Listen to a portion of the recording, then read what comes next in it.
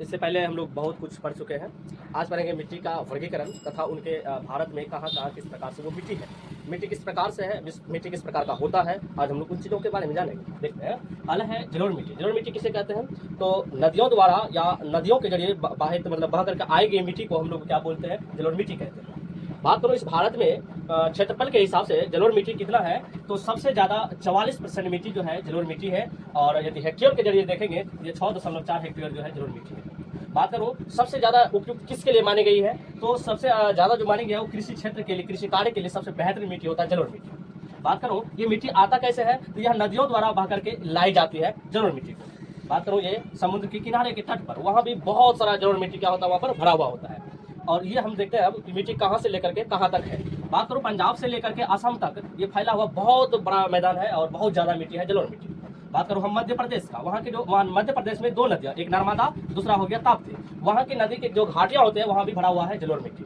बात करें हम लोग तेलंगाना का, तेलंगाना में जो है तेलंगाना और आंध्र प्रदेश, वहाँ पर एक गोदावरी नदी की घाटियाँ है, वहाँ भी जलोढ़ मिट्टी ही पाई जाती है। और हम अगला पॉइंट बात करते हैं उड़ीसा और मध्य प्रदेश। उड़ीसा और मध्य प्रदेश का मतलब होता है एक ऐसा नदी जहाँ उड़ीसा में भी बहता हो और मध्य प्रदेश में भी बहता हो, और वहाँ जो एक महानदी की घाटियाँ है वहाँ भी जलोढ़ मिट्टी ही पाया जाता है।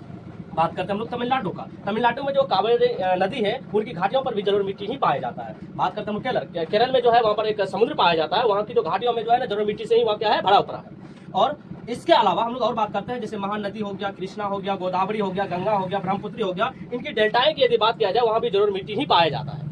बात करते हैं कि इस प्रकार की मिट्टी में कौन सी फसल अच्छे उत्पादन होते हैं। यदि यहाँ पर बात किया जाए तो सभी प्रकार के खास करके खाद्यान्न जो पदार्थ होता है ना, ये चीज ज्यादा इसमें उपजाऊ होते हैं।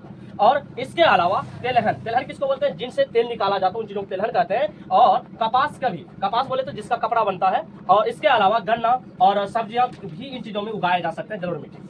बात करते हैं इसमें कोई कहीं क्या किसी भी चीज से कमी होता है क्या? कमी होता है, जैसे नाइट्रोजन हो गया और फास्फोरस हो गया, इन चीजों की क्या होता है इसमें कमी होता है। तो इन चीजों को हम लोग मिलाते कैसे हैं? तो इसको उर्वरक के रूप में इन चीजों को प्रचुर मात्रा में डाला जाता है। तो कैसे डालता है? तो मतलब वैसा उर्वरक उसमें डालता है जिसमें कि नाइट्रोजन और फास्फोरस दोनों क्या हो प्रचुर मात्रा में उपस्थित हो, उन चीजों को इस जलोढ़ मिट्टी में मिलाया जाता है।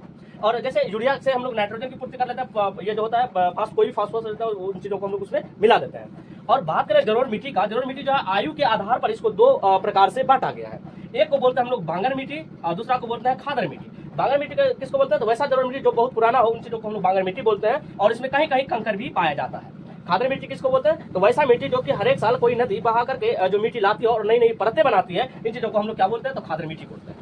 और इसमें कण की बात करें तो एकदम इसमें छोटे छोटे कण होते हैं, और इसमें उर्वरक शक्ति की बात बहुत बेहतरीन होता है। उर्वरक शक्ति मतलब इसमें फसल जो है किसी भी चीज को लगाते हैं तो उत्पादन बहुत अच्छे मात्रा में होता है इसमें। और एक अगला एक ज्ञान की बात ये होता है बालू मिश्रित मिट्टी, मतलब वैसा मिट्टी, वैसा जलोढ़ मिट्टी जिसमें बालू भी और मिट्टी भी दोनों मिश्रित हो। तो ऐसे मिट्टी को खास करके अपने बिहार के लोगों ने क्या कहता है, उसको दियारा मिट्टी कहते हैं। और इसमें जो फसल उत्पादन होता है, बेस्ट उत्पादन होता है सबसे ज्यादा, वो होता है मक्का। ठीक है, अब इसको उतार लो, अब हम लोग आगे की ओर बढ़ते हैं।